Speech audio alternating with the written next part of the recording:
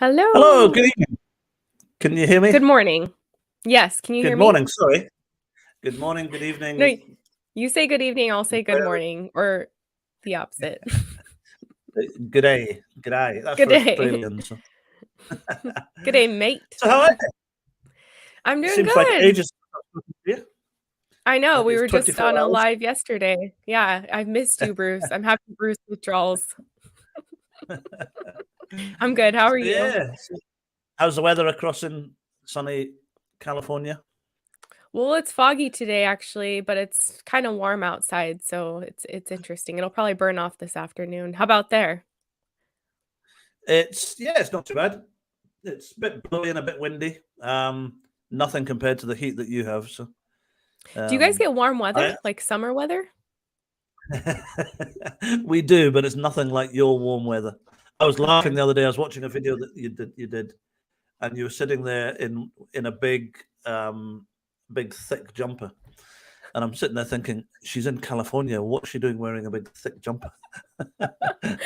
Well, So it does get cold at the beach at night. we've just Maybe been not down to your the beach about half an hour ago, and it was absolutely freezing. We had woolly hats on and jackets and everything. Mm, So your cold and our cold is two different things. So yeah, anyway, welcome. Hello. Thank you. Thank you very much. glad to Um, be here. we haven't really had a time to chat tonight, but I was going to ask if you'd want to do an introduction to yourself tonight because you jumped on me, not jumped on me, but we did it the other way around last night. So I was going to say, just for the first 5-10 minutes, do you want to give an introduction to yourself and how you heard about TSM or how you got to work with TSM? Yeah, I'd love to. And I just want to say hello, Jane. Nice to have you here with us. Yeah, so I am someone who I'll just give a brief kind of history of my alcohol and leading up to TSM. So I am someone who I didn't really like drinking alcohol when I first started drinking. Here in the US, the legal drinking age is 21. Of course, a lot of people drink before that, and I was one of them, but I didn't really care for it. I started drinking in my teens and would kind of get drunk once in a while, but I really didn't like it. And if I did drink, I would have a couple drinks and not want more and had no issue not drinking for months at a time. But what happened when I became the legal drinking age is I got into a relationship with someone who was a really heavy drinker, like someone who drank every single day. And I remember when we first got together, I was like, we'd go out to have dinner and I'd have a beer with my dinner, and he would always want to stop at the store and get more on the way home. And I just thought that was so weird. I was like, we already had beer. Why do you need another one?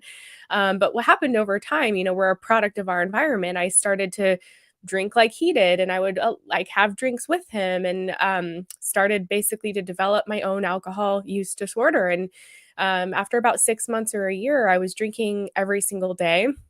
I was in my early 20s, so I thought, "Oh, this is just a phase, I'll get through it when I'm a little bit older." But what happened for me after a few years of that is I tried to cut back on my drinking because I was a daily drinker, and I was like, "I wanna not drink every day." And what happened was I wanted to take a week-long break, and I was able to do it, but it was really, really difficult. I just remember every night I was having alcohol cravings and taking a sleeping aid just so I could go to bed and kind of avoid the cravings for alcohol. And that's when I realized, like, shoot, this isn't just a phase. This is a little bit more than that. But I did make it the 7 days without drinking. And then I returned to it again and was kind of back where I left off. And so that really started my, many years of really trying to rein in my problem drinking. I would try quitting or taking breaks, like 7 day breaks or 30-day breaks. Wake up saying I'm never drinking again. And in a couple weeks or a couple months, I'd be drinking again. And it was just really hard for me to get it under control, like to either moderate my drinking or to stay quit. I just couldn't do either. And so I felt really stuck. And now, learning about the Sinclair method and understanding how addiction functions on the brain, now I understand why that is.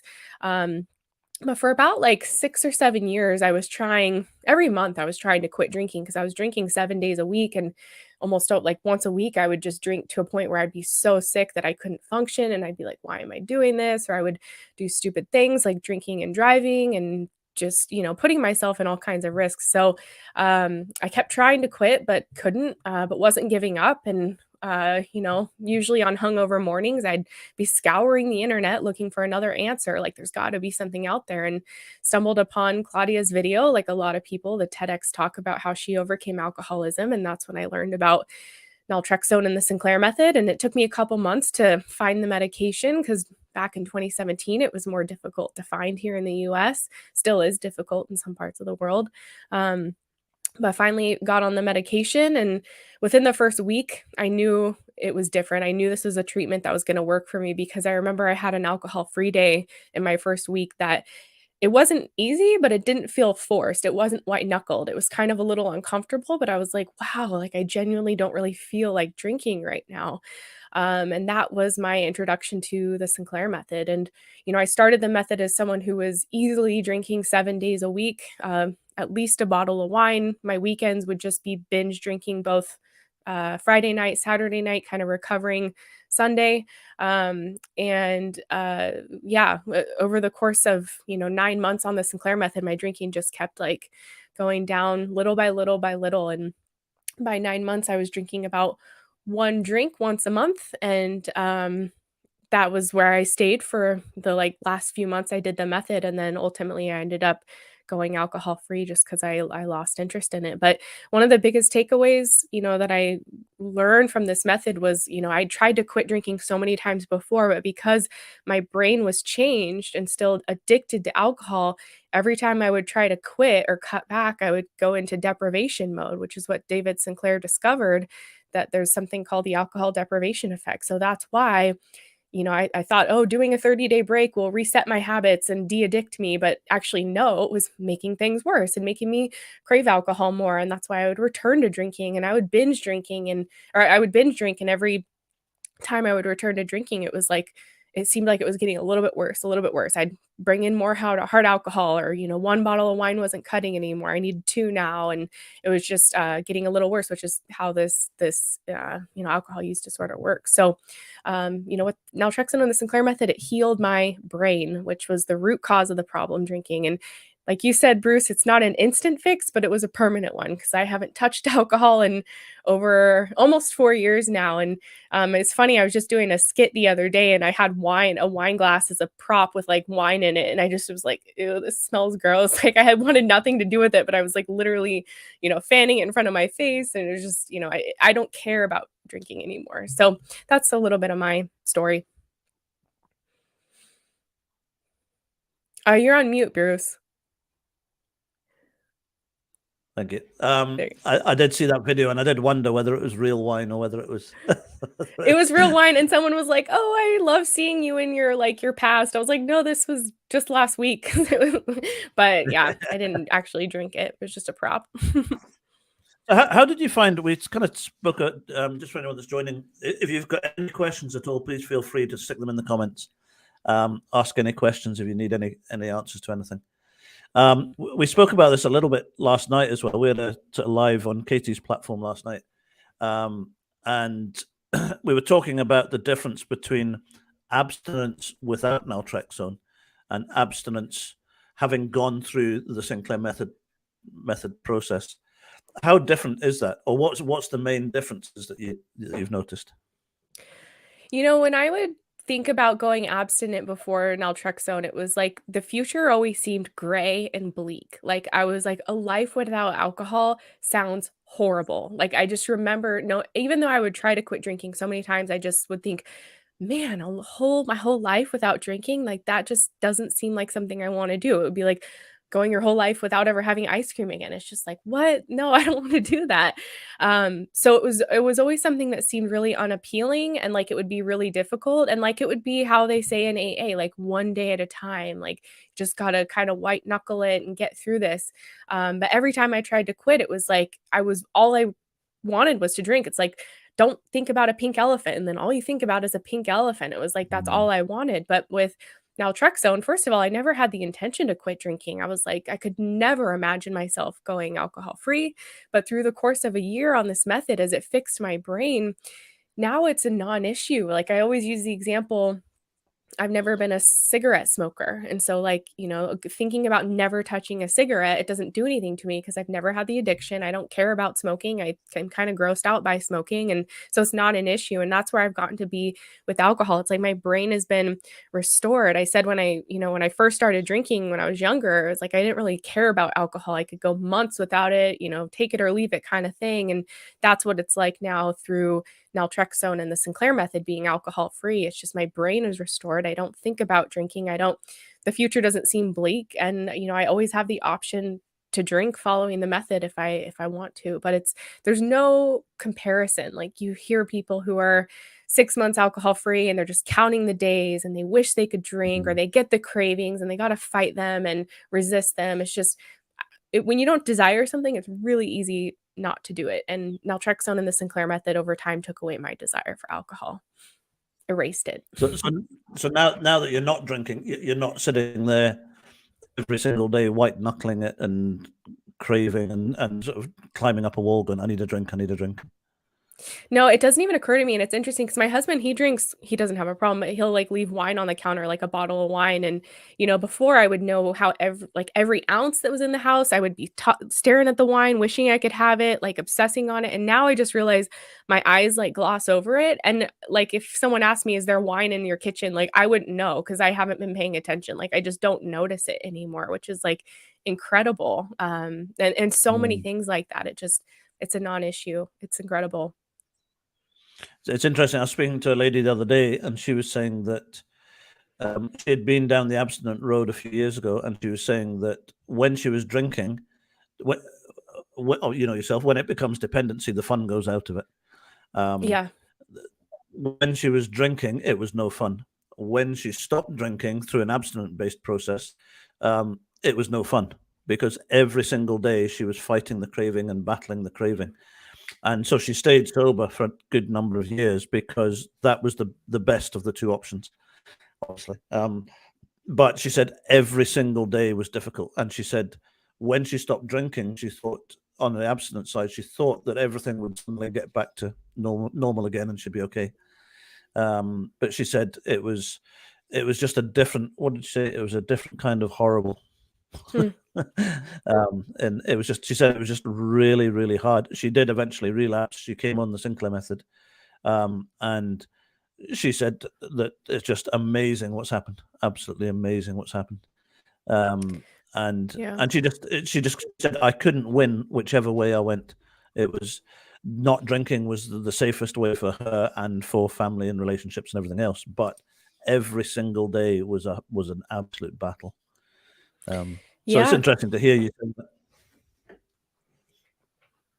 Yeah, because as you and I both know, Bruce, it's because when you drink, it changes your brain and your reward circuitry. So when you're still dependent on alcohol and you quit drinking, it's like you're unable to experience pleasure from everyday things like playing with your kids or enjoying a meal or watching a movie. It's like those things pale in comparison to the huge endorphin rush you get from alcohol. And so that's why life can feel so bleak. And like I like how she said that it's a different kind of horrible. It's just like your brain has changed. And so these everyday pleasures, they're not even coming close to the pleasure alcohol gave. But with naltrexone and the Sinclair method, it starts to dampen that pleasure from alcohol. And so when that happens over time and we're simultaneously experiencing other pleasures in life outside of drinking, it's like now alcohol pales in comparison because you're not getting the reward from alcohol, but you're getting it from movies or food or friends or whatever it is. And so the scales start to tip and we really start to genuinely appreciate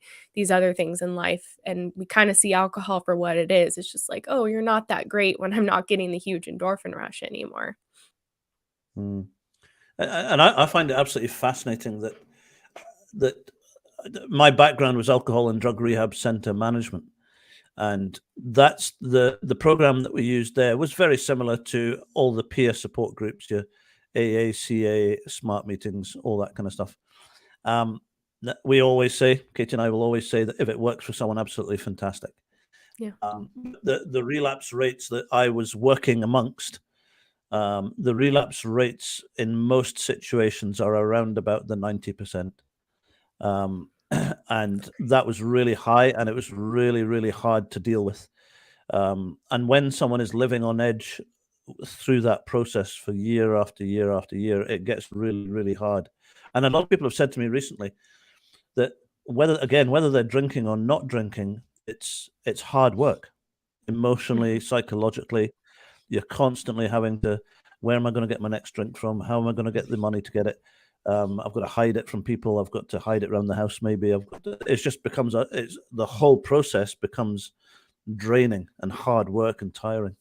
But the thing that I've learned with the Sinclair method is that I used to not say this, but I'm now getting to the point when, now that I've seen the success in the Sinclair method, that I'm starting to realize that if we, hey Gary, we'll introduce Gary in a second. We love Gary. Hi, Gary. I've realized that as people are going through the process, that if you don't treat alcohol dependency or alcoholism or AUD or whatever we call it, if we don't go to the source of the problem, we're never going to sort it all out. Now, what we were doing in the programs I was running and connecting people with some of the programs was they were treating it as a moral failing, as a weakness, as bad decisions and anything else.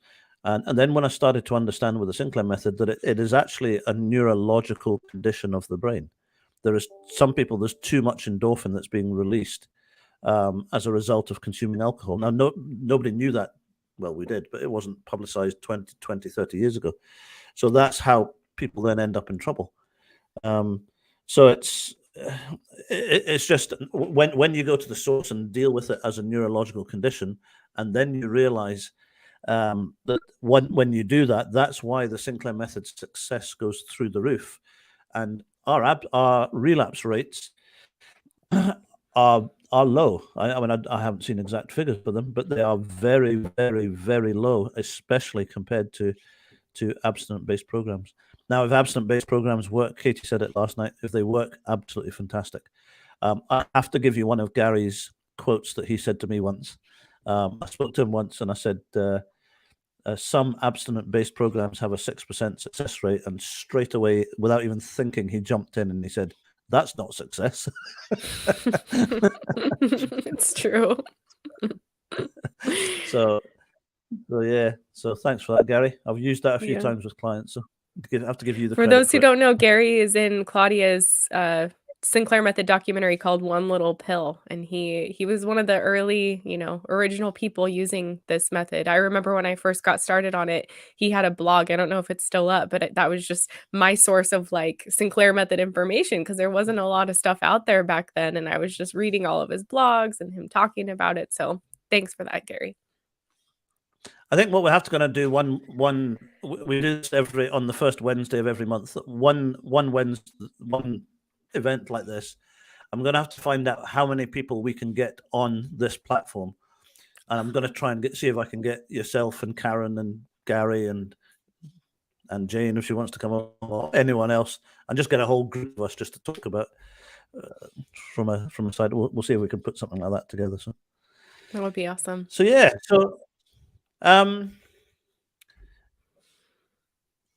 processes, I think. Processes with the Sinclair method. What's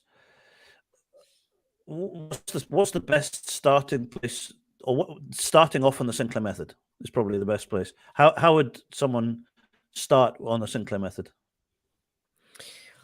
Well, I mean, I think one of the biggest things, like with anything, making any change, it's like you have to want it for yourself. I think if people are doing this for, their spouse wants them to, or their friend wants them to, or whatever, it's only going to take them so far. I find that people who are that like intrinsically motivated to make this change, that's like the first place to be, because if someone isn't really on board with making this change and they get started on the medication, they might feel a little, or they might see some success, or maybe it's working too well for them and they're not quite ready to make the change. So they stop being compliant with it, or, they're not following the protocol correctly, or they're not plugging into proper support. I hear that often from people where they kind of dabble with the medication and then they're like, okay, yeah, this works too well. I'm not quite ready to change my relationship with alcohol yet. I want to keep drinking how I want to. So practically, I mean, just, if you feel ready, and even if you don't feel, if you're not 100%, like in our program, when people enroll, we have them gauge on a scale of 1 to 10 how ready they are. And sometimes people aren't at a 10 yet, and that's okay. But I think,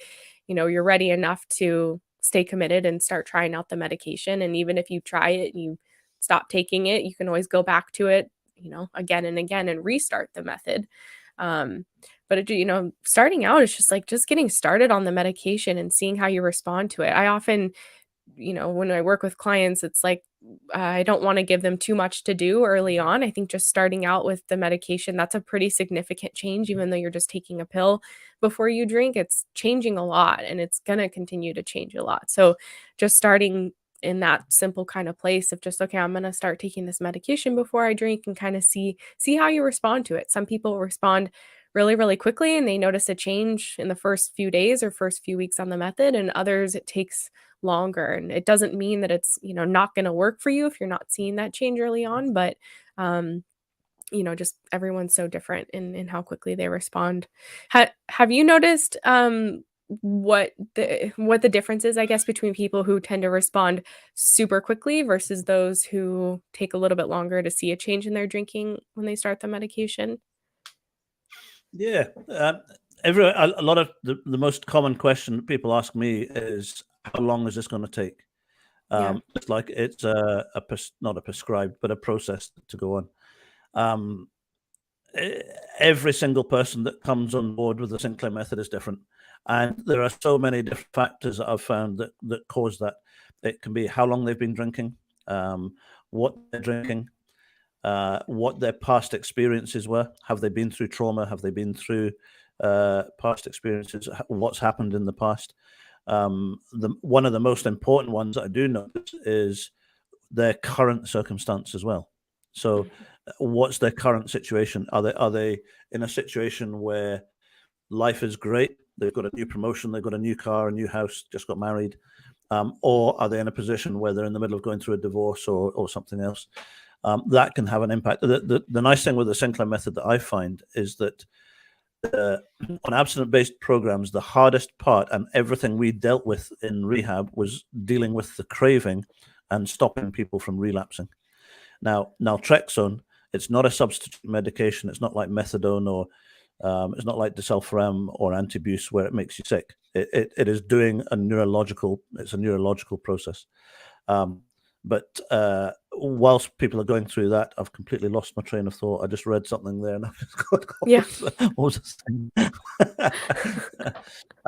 So yeah, the common thing that from what people are saying, and once people start taking the medication, then the whole process starts to work and starts to move along a lot more comfortable.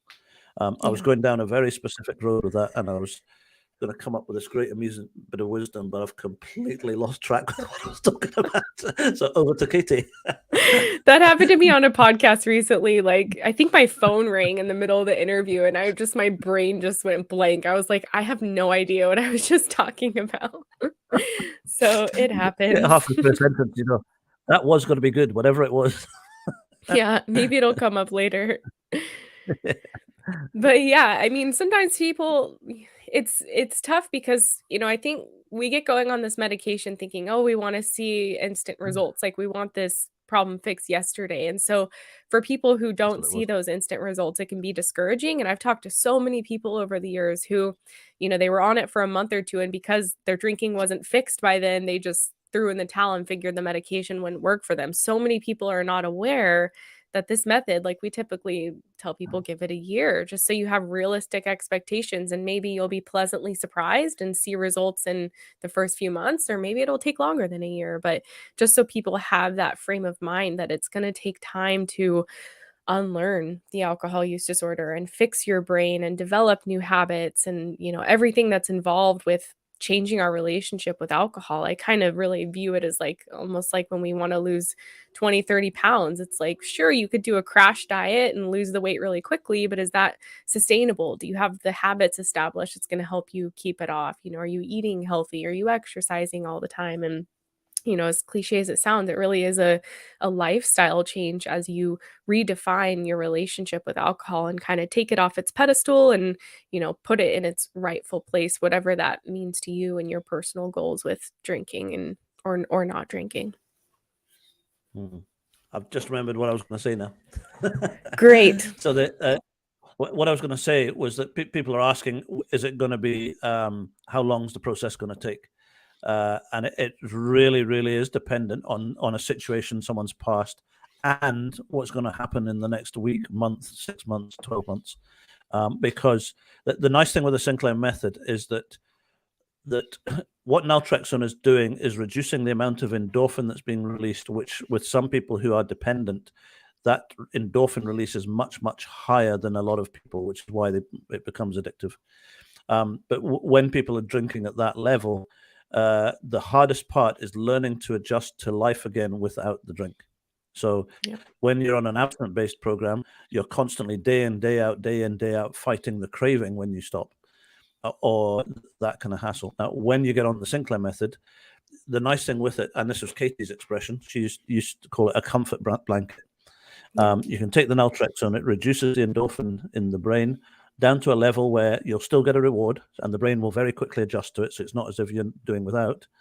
Then what happens is that the hardest part of the Sinclair method is learning to adjust to life without the alcohol, or with a reduced amount and a reduced amount and a reduced amount. So some people can go through that process quicker than others. And if it takes a little bit longer for an individual, it doesn't matter. It's going to happen at some stage. So just keep plodding away and plodding away and plodding away.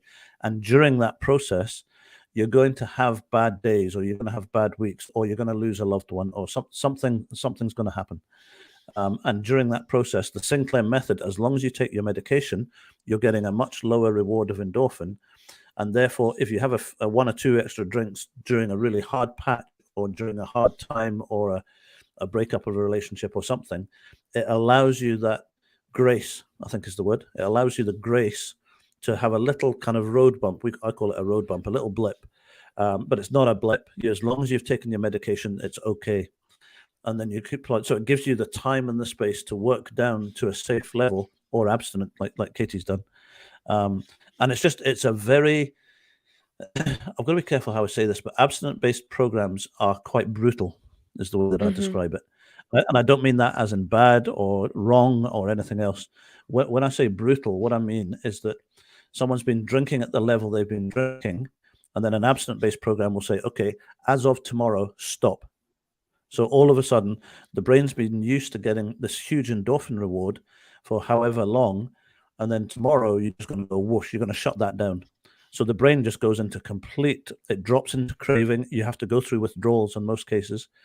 You've got to go through a detox. There's risk of seizure, there's sweating, there's shaking, there's possible hallucinations, there's all that side of it, depending on the level that you're drinking.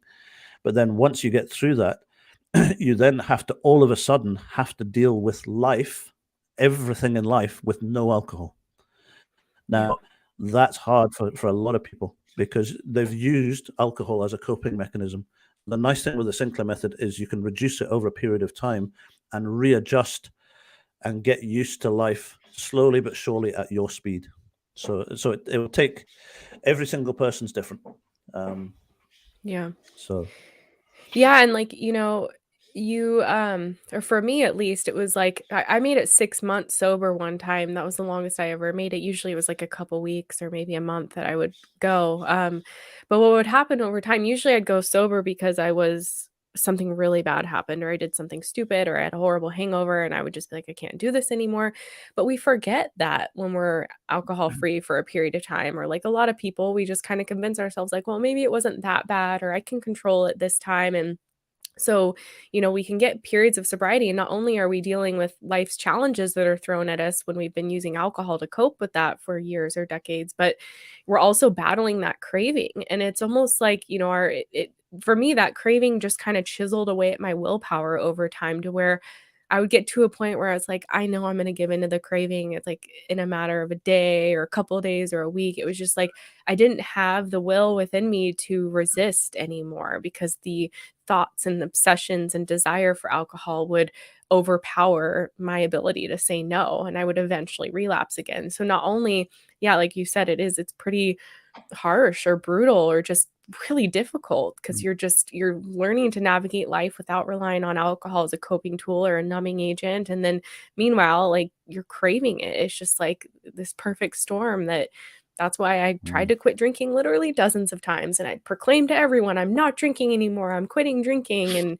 they just couldn't take me seriously anymore by the end because it was like, I was always trying to quit. And I would tell people as a means of accountability. You hear people say that, like, well, tell people you're going to do something and then you'll want to be held accountable. And I would do that over and over again. And I would just feel so much shame and embarrassment that I couldn't be true to my word because I like to be someone who, does what I say I'm going to do. But I would justify it and fall back into it again. So I so empathize with people who are, I'm a member in a lot of like free Facebook groups and stuff of like alcohol free. And so many people are day one again, or, I made it 60 days and I binged last night. And you, I try to tell them about naltrexone and the Sinclair method, but a lot of people have preconceived beliefs about what recovery needs to look like. Like someone recently said, oh, there's no pill that can help us, we're alcoholics. Like that's just their belief. They're not even open to the idea. And I was just like, oh man, like, that's not true anymore, but so many people are still struggling out there. And I just want to scream it from the rooftops that this is a better option. It can fix the problem like you never imagined before. Like it's incredible what it can do over time.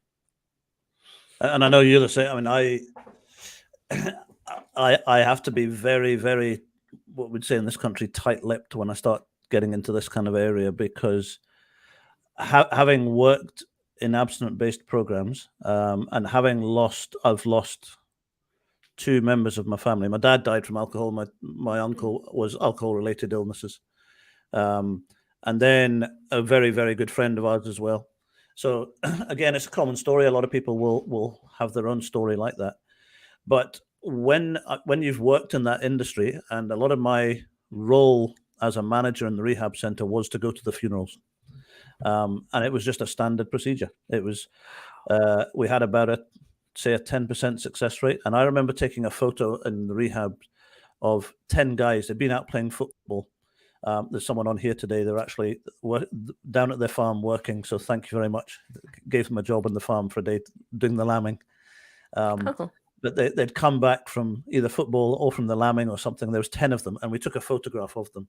And I remember looking at that photo afterwards and thinking, only one of them is going to make it through this. One of them. Wow. And sure enough, when I look back at the photo now, I know of two that are dead. Wow.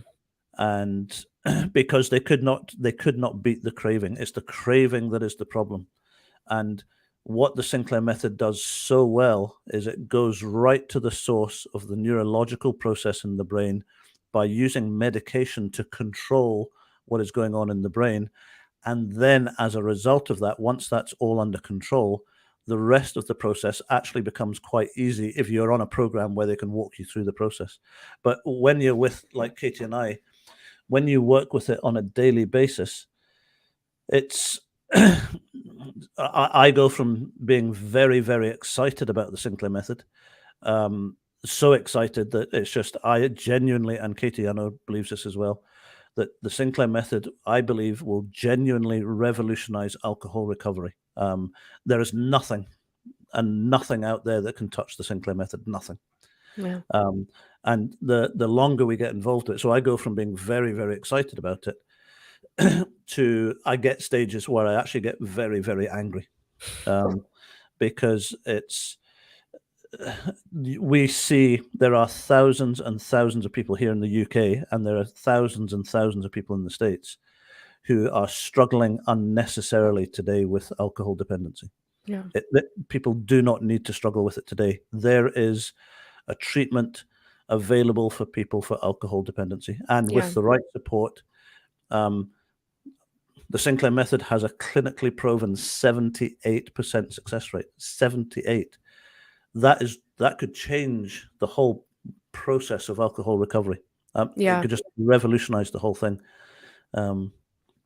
Anyway, Yeah. I'll stop, Katie, before I say things I shouldn't No, say. we would both just go off on tangents like that, and it's so true, and it's like turning the Titanic around, trying to educate people about it, doctors and, lay people as well, because we've been led to believe that there is, the only way to go about it, which is logical, which is just to quit drinking, work the steps, yeah, it's a moral failing, or, the old example of, well, if I put a gun to your head and tell you not to, or if I tell you I'm going to shoot you because, or if you drink, then like you have the choice not to drink. So drinking is a choice. And that's where people just don't understand that, yes, it is a choice, but because our brain is mistakenly equating it to a survival need and therefore craving it. It's like, yeah, if you're dying of thirst, someone can put a gun to your head and you could say, okay, I'm not going to drink water, but you're still going to be thinking about water and wanting to drink water. And I use that example a lot because I think people, it's not a perfect example, but I think people can relate to it. Like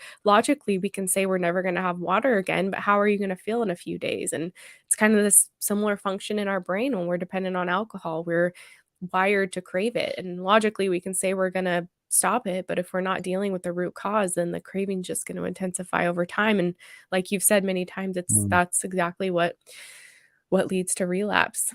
But I have a question for you, because a common challenge people have on the Sinclair method, I had it too, is learning the difference between a genuine craving as we're on the method longer and drinking on the medication over time, the craving versus just a thought habit. Because I have clients who come to me and say, my craving is less, but I'm still thinking about it, or I don't know if this is a craving or just a thought because I always drink at 5 o'clock and it's 5 o'clock. Like, how do you work with people trying to decipher between a genuine craving and, okay, this is a time for you to have an extinction session, versus like, okay, you're just thinking about alcohol and like, let's work on changing your habit instead? It's something that would come up regularly in the early days when I was working with it. And I spent ages and ages sort of saying, so what's your craving level between 1 and 10 and blah, blah, blah. And then people 6, 7, 8 months into the process were still marking themselves at 6 or 7 in the craving. And I thought, oh, okay. I'm thinking, how do you, it's dealing with the craving. How do we know when we've got rid of the craving, all that kind of stuff. And then I went back, and for anyone that hasn't read it, where's my camera? There's a book called The Cure for Alcoholism by Dr. Roy Escarpa. And that's available. We don't make any money out of it. It's available on Amazon, Kindle, Audible. If there's any interest in all, I would highly recommend you get it, because it will explain the whole Sinclair method and how it works. But I went back and I reread The Cure for Alcoholism. And if you go to, I always go to this page here, to page, it's about 30, 31, in The Cure for Alcoholism. There's a whole chapter on it. And it shows you that the craving, once people are on the program, it just drops and drops and drops and drops and drops. Yeah. Now, Dr. Sinclair has done 25 to 30 years of research on this whole process and this method. With 125, he did 125 clinical trials worldwide. And what he found was after 90 to 100 days, the majority of the craving had been dealt with. So when I'm working with a client, I suddenly realized that, hang on a minute, I went back to the science. And I sat down, I said, actually, when I looked at someone's diary, I asked clients to send me a weekly drink diary. So once they got to the stage, you'll notice it drops fairly quickly earlier on, and then it gets right the way down to next to nothing at about 90 to 100 days. So if I have a client who's been on the program for 2 to 3 months, I know from the science that the craving is very, very low. And once it gets past 90 to 100 days, then I then know that just rewind very quickly. When people are struggling with dependency, there are two sides to the whole process. One is the physical craving of it, the brain and the body's physical craving for alcohol and the endorphin reward. The other side is habit, which includes emotional, psychological circumstances and situations. So there's those two sides that we have to deal with. The medication will deal 100% with the craving and the addiction physical side. We have to work on the habit. So then I realized that after 90 days, the majority of the reason people are drinking is because of habit or circumstances or situations or day by day things. So after that stage, I said to someone the other day, they said, "Oh, but I'm craving, and I said, "No, you're not," because they didn't understand. They were after 90 days, but they were so used to craving alcohol that whenever, and as a result of that, the habit kicked in. But then they realized when the habit was kicking in, they were relating it to the craving. So I then turned back and said, oh, hang on a minute, you've been on the program for 4 months. It's not craving. I can guarantee you it's not craving. It is habit. And then once we get to that point and they can understand, okay, that's what's happening, then it makes the whole process. And then people then come back to me for the next thing and say, oh, it's just habit. And I just habit. And I said, yeah, but hang on a minute. Habit is not easy.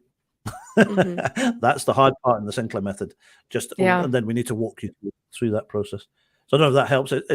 I go back to the science. I gave up trying to figure it out because I was just going round and round and not really getting anywhere. So I went back to the science and just did that. So.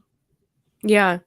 No, I think and it becomes difficult. I remember struggling with that many months into the method, just thinking, because Saturdays were always day drinking for me. I would start at 11 a.m. and just drink until I would pass out, basically. And I didn't want to do that anymore. But here I was, it was like 10 in the morning, and I was like, okay, I think I'm going to drink today. And then I was like, wait a second, like, why do I want to drink right now? Like, is this like a genuine craving, or is it because I want something else? And that really helped me kind of get to the root of like, what's the difference between a craving versus a habit? Because a craving's not going to leave you alone. It's going to really be like knocking at the door. And, it's good to drink in response to those urges on the Sinclair method. But the danger comes in when people are knee-jerk response, like, oh, I have an urge, I'm going to take my naltrexone and drink. And they do that every day for months and months and months and wonder why it's not working. We really need to learn to give it space and understand why we're turning to alcohol. And I remember for me, that was just a common practice I started to do of just like, why do I want to drink? Like, what am I looking to get out of alcohol? And in that particular Saturday, I remember it was a really stressful week. I wanted to just basically numb out and like knock my brain out and not have anything to think about, no responsibilities. So what I did instead is I went to the grocery store and I got a bunch of junk food, and I went home and I turned off my phone and I watched some like romantic comedy movies and just vegged out all day. And that was my first alcohol-free Saturday on the Sinclair method after several months on the method. But I of course, like, eating junk food and watching movies, maybe it's not like the best thing, but for me it was like better than day drinking on a Saturday, and it helped me to break that habit. But I know that if I wouldn't have paused to question it and really like think it through and allow myself to try something else, my default is to drink. That was the easy choice. And I think a lot of people on this method, they feel like they're craving and it feels like a genuine craving, but they're not really giving themselves the opportunity to try something else or get to the root cause of, why do I want to turn to alcohol right now? And it's that consistent practice that needs to be done over and over and over again over many months to really break the pattern of habitual drinking, which you and I both know is probably one of the biggest challenges on TSM. Once someone's compliant, it's like, okay, are they stuck in patterns of daily drinking or habitual drinking? And people often self-report that as well. They're like, I don't really have as much of a desire, but I'm still drinking anyway. Why is that? And you're right, the habit piece is the difficult part because we've got to like pay attention and do something that's different, and that requires more conscious effort and attention because, like I said, the drinking is our default. That's the easy choice. But, we've got to, learn to find new ways to respond to the needs that we have that we're turning to alcohol to meet. And a very common, I'll ask you this question in a minute, Katie, because I heard you talking about it yesterday, I think. The Sinclair method, if anyone's new or listening to this for the first time, the Sinclair method will work with any level of drinking dependency, anywhere between 1 bottle a week to a bottle of vodka or a bottle of whiskey plus a day. I've got clients that are drinking a bottle of vodka plus a day, Jack Daniels, bottle of Jack Daniels and 2 bottles of wine a day, right the way down to someone who's drinking binge drinkers. It will work for binge drinking. It will work for anything because the whole process is exactly the same.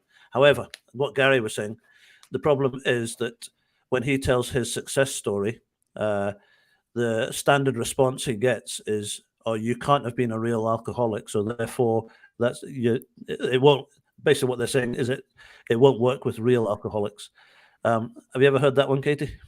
Yeah, I just had it the other day on a video. Someone commented, like, this won't work for real alcoholics. It's such a common, I probably get that comment like a couple times a month. And we know it's false because, like you're saying, it's not going to work for 100% of people, even people who are not drinking very much. Like, I've known people who are drinking not even a full bottle of wine every day, but they are stuck in the habit so much that, maybe a person wouldn't say, oh, they're an alcoholic, but they can't let go of their 3 glasses of wine every night. But yeah, that's a frustrating one because I think there is just the belief system of once an alcoholic, always an alcoholic, and alcoholics can't touch alcohol ever again. We're allergic to it or whatever. But yeah, we know that that's false. And you and I, Bruce, have seen it work for even severe cases of alcohol use disorder. So it's just simply not true. And coming from a place of, uh, ignorance, I guess, is the term that's most appropriate. They don't understand how it works. They don't understand maybe the root cause of alcohol addiction. Maybe they still think it's, a moral failing or an allergy or something like that. But yeah, that's one that frustrates me because it just kind of assumes that they know, yeah, the truth of alcohol addiction and how to heal it. And what is something an I alcoholic heard anyway? Sorry. yeah, absolutely. No, you're right. The one thing that I found absolutely fascinating was when I worked in rehab, the nature of the rehab we did was every rehab is based on the same principles, kind of where you stop drinking, there's a program in place, you work your way through the program. A lot of them are 12 steps, a lot of them are very similar to 12 steps, but they're all abstinent based, stop drinking and gut it out and hope that it works. The thing that I learned with the Sinclair method was that model of alcohol recovery was started in about 1935 through Alcoholics Anonymous. Now, they have done for the last 70, 80, 90 years an amazing job with supporting, helping, encouraging people with the information that they've had in 1930. But what we've really got to get our head around is, and please, please, please, this is not to knock any peer support groups, AA, CA, SMART meetings, but we have to get our head around the fact that science, medicine, biology has moved on considerably since 1935. That alcohol dependency, AUD, today, as a result of 25 to 30 years of research with Dr. Sinclair, it's not just some little idea that he came up with a while ago. It has been researched for years and years and years in laboratories and research labs and et cetera, et cetera. Times have moved on and everything else. When I put a picture on my Facebook once of a car that was made in 1935, and it was a beautiful car, absolutely stunning car. But engineering has moved on. The shape of cars have moved on. The petrol, the electric, the whole concept of the motor car has moved on since 1935. We just have to look at the car in 1935 to now. Yeah. Everything else in life has moved on from 1935, but alcohol recovery seems to have been stuck in that whole process. It's metamorphosized itself. Is that the right word? Into different models. So you've got the Christian model, and you've got the Buddhist model, Secular and then model. you've got the secular model. You've got the horse therapy. You've got water therapy. You've got a whole bunch of different things, which will help people, and for the odd person will work. But when you have a medication and a process that has a 78% success rate, we have to be getting that word out there, which is why Katie and I do this, to help the others. I mean, we have to move on, and that's please, it's not to knock it. It's just we have to, when it's affecting and killing a lot of people, we have to get to the point where we say, okay, we need to change. Things need to change. Our process is not perfect, but man, it's it's miles and miles ahead of anything that I've come anywhere near. So. Yeah, it's interesting because all those treatments don't really deal with the brain, which is where alcohol use disorder resides. And even when, the Mm, big book was written in 1939, the science of neuroplasticity was still 20 years or so. I think it started to become more popular in the 60s. And so it's like people are operating from a program that doesn't even encompass neuroplasticity, which is a widely known phenomenon now, that we know that the brain isn't permanent, like it can change. And so it changes when we have alcohol addiction, and it can change when we use the Sinclair method and can rewire it. And for me, that's just like the biggest thing. I feel like I'm a broken record with, like, we need to get to the root cause of problem drinking. And sometimes people think, oh, it's trauma, or that's this or that. And I think certainly therapy, counseling, and all of those things can help people, but oftentimes I think people start drinking for one reason, whether it's trauma or whatever, but then they keep drinking because it changes your brain and you become hooked on it for whatever reason. And all of a sudden, it's Sunday and you want to drink, or it's Friday and you want to drink, and there's no really rhyme or reason. You just want to drink every day, or, mm, regularly. So that's what I'm so, like, I feel, like Gary made the comment about people believing, oh, you're not really an alcoholic. Like, I get negative comments probably every day on my videos and things. And I've thankfully developed a thicker skin, but I feel so confident in what I'm doing, not only because of my personal experience and success with it, but also that there's science to ground into, there's mm, proof. And the other side of it doesn't really have that. I remember being so hungry for, trying to find an answer when I was still struggling. I would listen to success stories from AA and other programs about how people who finally would quit drinking and like live their best life. But there's no science in that. It's just kind of these spontaneous recovery stories that are super inspiring and like amazing for them. But there was never anything like tangible that they could say, do this, this, and this, and it'll help you. It was like you just got to kind of, live one day at a time and not give into the urge to drink. And it was so hard for me. So with naltrexone and the Sinclair method,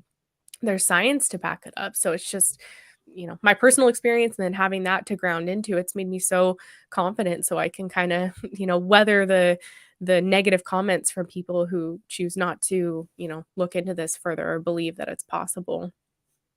One of the most fascinating truths that I've learned was that, as well, in rehab. I'll try and explain this one rapidly.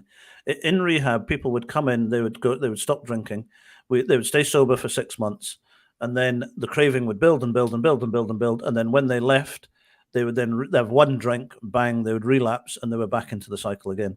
Now, when they came back into rehab, or when they went back to AA or another group, they would always ask the question, okay, what caused the relapse? Now, 9 times out of 10, they would sit there and say, well, I had an argument with my wife, or I was really struggling with my job, or this, that, and another. Now, I did it, and I'm not ashamed to do it, because that's the information we had at the time. But when that happened, we would then say to people, okay, I had a big argument with my wife and we weren't getting on. That our solution to that process was to say to that person, okay, well, the reason you've relapsed, you must have situations or issues in your marriage. So then Mhm. we'd say, okay, you need to go to marriage counseling. You need to look at that side of things. And then, so people would go to marriage counseling, they would go to this therapy, they'd go to that therapy, they would get support and everything else. And what I've realized now is that when you deal with the wrong thing, it's not going to get fixed. You can't fix it. So the people in rehab that have been through therapy and therapy and Yeah. therapy and group work this and group work that and 12 steps and 44 steps and 26 steps and 77 steps, and that's not the issue. The issue is it's a neurological condition. And when we Yeah. get to that point and really understand that, we can stop putting people through an illness. That it's like, I always say this, and people always laugh, and it does sound crazy. But if I go to the doctor, I've got epilepsy, and say, I'm having lots of seizures, doctor, and the doctor says, listen, Bruce, stop trying to draw attention on yourself. Just stop having less seizures and go to your local epilepsy support group, and you'll be all right. Yeah. Everyone, Katie's just done it. You laugh at it. You think, well, hang on a minute. There's medication. I'll take the medication, thank you, and that will solve the issue. Yeah. It's the same thing. The same thing. So, Well, and what about, like, well, I drink a lot for reward, so usually my relapses would come as a result of me feeling really good. Like, I'd be like, "Oh, I feel so healthy and clear-minded, I can have a drink now," and so it's like, how do you combat that? Like, my biggest triggers were feeling good, so, yeah, it makes it difficult. we put you into happy therapy. That's what we'll do. Yeah, stop being so We'll happy. we'll make you We'll stick you in rehab. That'll cheer you up. That'll put you back to where you should be. Yeah. I'm just a bit conscious of time. It's always flies past. Always flies past when we're chatting. So, any words of wisdom for anyone who is thinking about TSM? I mean, Just throw honestly, those you have questions on you. nothing to lose to try it out. To be honest, like, the medication's quite benign. It's accessible. Bruce can help you if you're in the UK to get a prescription. If you're in the US, we can help you. And it's, there's really nothing to lose. And even if you're not sure if you're ready to change your drinking yet, like, people try this out and they maybe put it on the shelf for a year and maybe they allow themselves to get a little more ready. But just to know that this is an option out there that's not like anything else. And if you can just imagine not desiring alcohol, how easy it would be to not drink it or to drink less of it, like it will take you there over time. So there's nothing to lose to try it out. And has it helped your life? And silly question. Yeah. So much. Like, I didn't realize how much cutting back on my drinking would impact everything else in my life because there's such a ripple effect. If you drink too much one night, you go to work, you're hungover, you eat like crap, you don't exercise, you're grumpy with your spouse. It's just like all these ripple effects. And the same is true in reverse. When you cut back on drinking, you have more energy, more mental clarity, you're more confident. It's amazing how it can't help but impact all of your life. So yeah, we don't realize how, or at least I didn't realize how bad I felt until I started to feel better. And that was through naltrexone and the Sinclair Method. And even just in the first couple months of cutting my drinking down by 30 or 40%, I was feeling so much better. So it's a process. It's not always easy, but it's so worth it. Love that expression. I didn't know how bad I felt until I started feeling better. Yeah. It's true because people end up, you end up. I had a drug background in my 20s, and it's the same process, just a different substance. Yeah. And I remember how foggy my brain was constantly. I was constantly foggy and trying to fight things through. And then when I stopped, I felt I was sleeping better. I was eating better. I was just everything. I was a lot more alert. I was a lot happier. I was a lot cheerier. It just, changed the sleep patterns again. There are so many things that we could talk about tonight, but things like sleep patterns, massive cause when people are drinking and falling asleep under the influence on a regular basis. It completely messes up your sleep cycle, which will sleep deprivation is one of the worst things that anybody can have.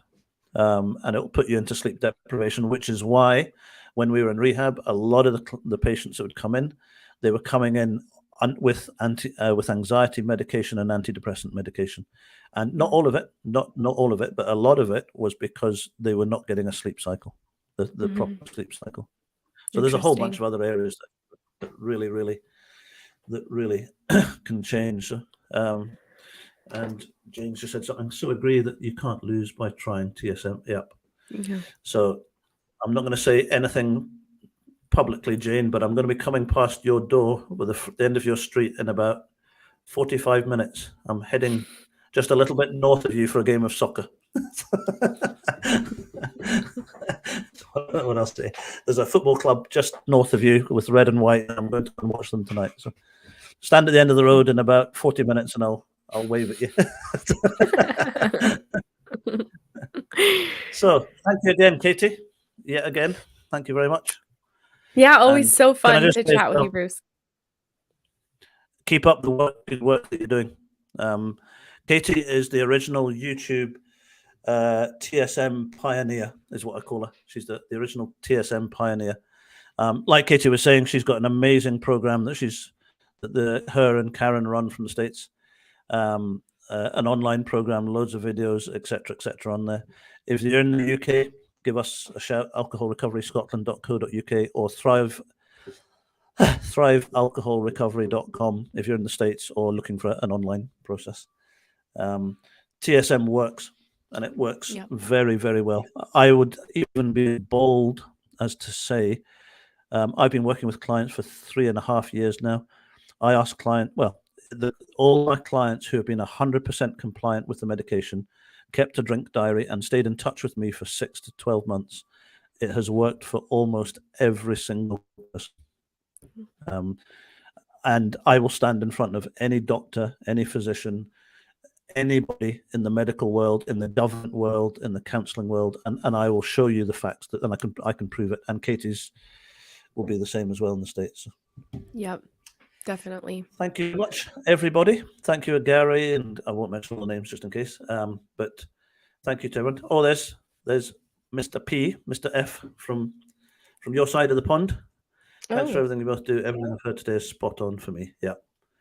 Mr. F, Mr. P, whatever his name is, PF, is the other side of the country to you, but he's where he came on a live one of your live Zooms is where I met him, Katie. Oh, cool. And okay. The last time I spoke to him, he was sitting by the side of a swimming pool in the sun, and I switched him off. You're not allowed in this meeting. Get out. Yeah, if you dare come back into the meeting again, sitting by the side of a swimming pool.